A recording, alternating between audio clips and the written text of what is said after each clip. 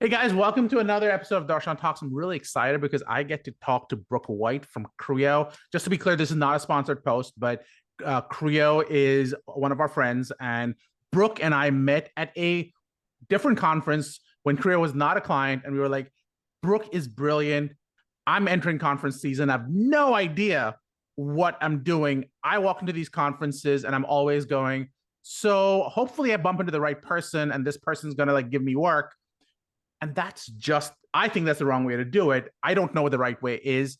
And I asked Brooke if she'd be open to coming on and telling us the right way. She's graciously agreed to come on. I don't know if she's going to tell us the right way. We'll find out. Sure. So first, thanks so much for having me on your podcast. I'm excited to be here. As you mentioned, we met a few months back at a conference, and you have quickly become one of my favorite people. So Oh, excited to be talking to you here today and to get to see you later this week at the Save Our Sites conference in Oklahoma City. So this is very timely. I'm going to ask a really basic question before we start, because this is a question I think everyone's really asking. Do conferences even have value? Because everyone's going, it's a lot of money to get there. It's a lot of time I've got to take away from what I'm normally doing. My perspective is, I think it changes over time. I think I want to be in the place where I'm getting like, you sometimes want the interaction and sometimes you want the learning. If you're looking for the learning, I think you can get it online. But I think if you're looking for that interaction, shaking hands, converting clients, finding out new things that you can only get via discussion, a conference is probably better for me. What's your take? The first question is, what do I need to get out of each of these conferences? Are you looking for like sales and lead generation? Are you looking for like relationship building? Are you looking for education? Are you looking to keep current with what's happening in the industry? Are you looking for brand awareness, for people to like sort of recognize your name and know what it is that you can provide and what you're doing? And oftentimes the answer is some mix of those, but you need to have a good idea of what it is. And it's not a generalized question. It's like, for each conference, what is it that you think you're going to get out of this? And I think the answer to those questions drives a lot of the, could I get this doing something other than a conference? And then there's also a mix of, what do you like doing and how much money do you have to spend? And how much time do you have to spend? I have a question though. You said for those people who are attending from a sales perspective, Yeah. is relationship building or sales and marketing leads. I guess I'm confused because I thought the whole thing in sales is build a relationship, the sales will come. So isn't that the same thing, or are those two separate things? They are related things. Okay. I think. And they aren't always the same. When I think about lead generation, some of that is there is a bit of a numbers game to it, right? Which is like, who are all of the people, if I want to talk to all of the clinical site directors that are in the industry, do I know who those people are? And that is a constantly evolving target, and conferences are a way to help identify who some of those people are. And then some of that interaction likely happens at the conference through relationship building, but some of it is identifying those people and thinking about ways to engage with them from a sales or marketing perspective outside the conference. There is a part of sales and marketing that is understanding who do you need to be talking to? And then specifically, who are those people? Like, can I describe them? Do I know who they are, where they work? Do I have contact information for them? How are we interacting with them? What of value can we provide to them to make them want to interact with us? So what I hear you saying, and please correct me if I'm wrong, I'm not trying to put words in your mouth, is go into a conference with almost a targeted list of people you think would be ideal for what you're trying to achieve based on the goals you've already identified. Then what? So figuring out who's going to be at this conference, who do we as a team need to talk to while we're there. And I do, on the one hand, I think that there's a huge amount of value in sort of the serendipitous connections that you make at a conference. You were, for me, a serendipitous connection.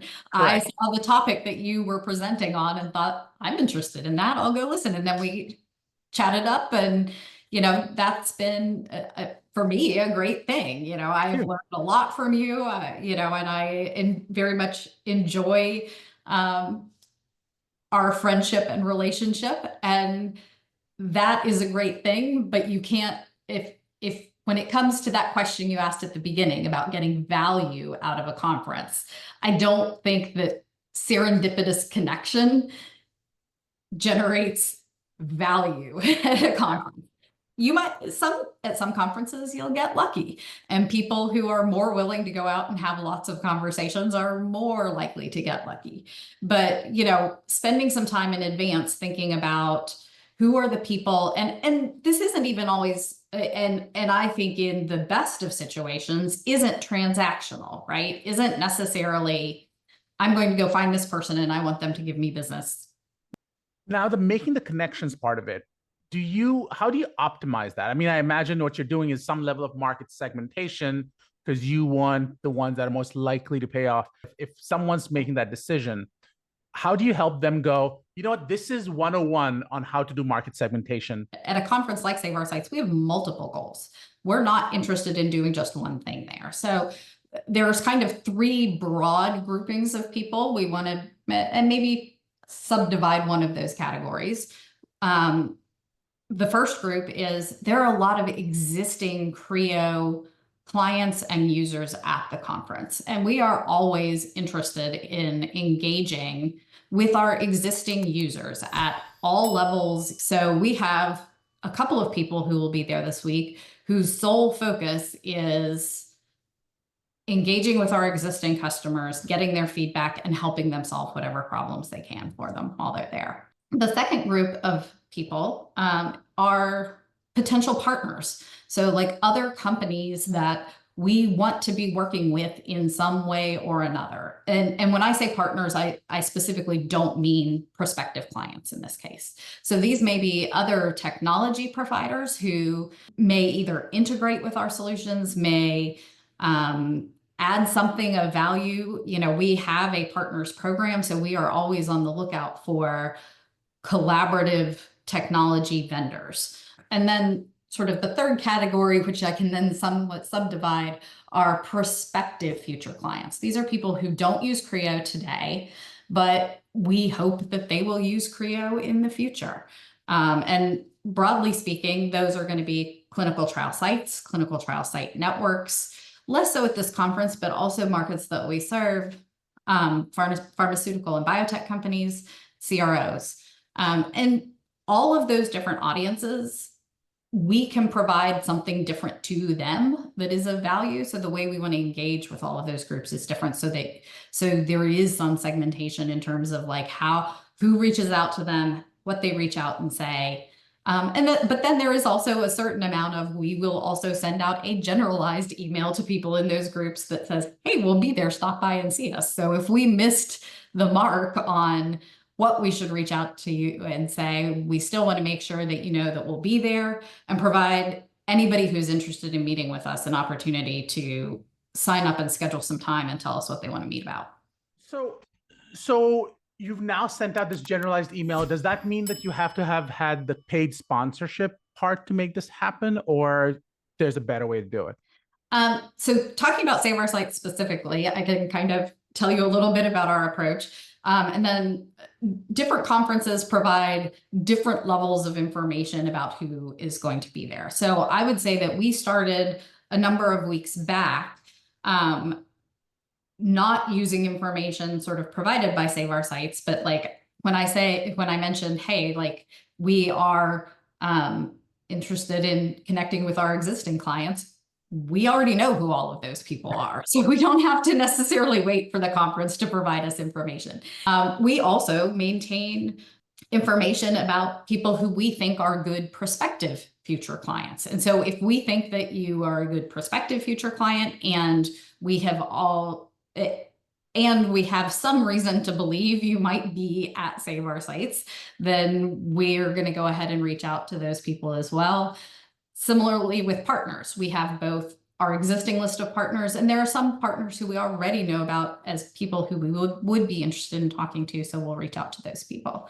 Now, on Monday, Save Our Sites released an app that has a list of attendees. So now we're kind of doing the last minute hustle to kind of go through that list and say, are there people on this list who fall into one of those categories, who we aren't already talking to, haven't already tried to engage with, that we want to try to engage with before we get to the conference, or we just want to make sure that, hey, it's on somebody's radar that they should try to track this person down while they're there.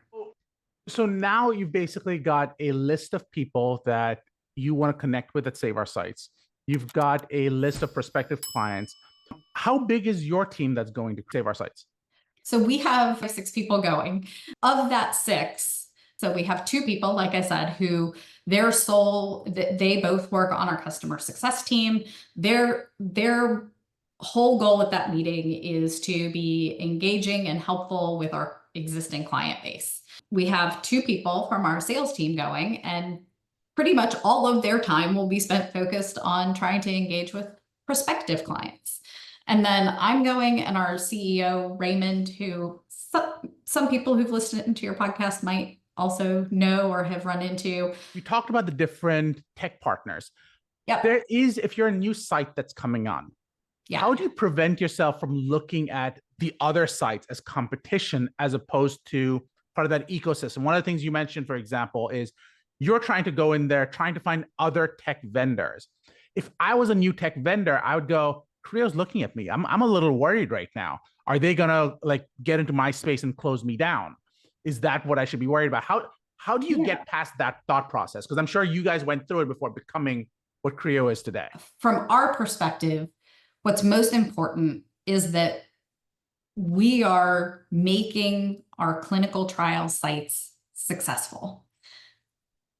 And if what that means is we need to partner with other vendors, then that's what we're going to do. And we do know that one of the things that clinical trial sites struggle with is this: we are overwhelmed by the number of technologies out there. And especially for small sites, it can be difficult for them to do things like evaluate vendors.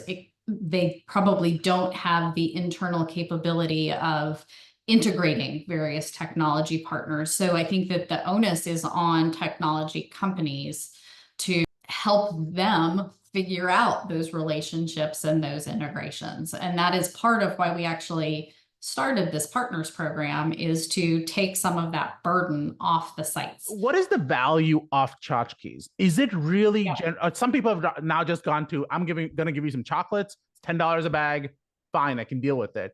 But some people are still doing the full tchotchkes thing. Is there value?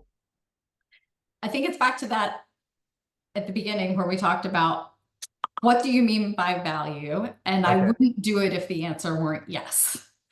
So I think there's 2 things that you get out of having some sort of tchotchkes when you're at a conference like this.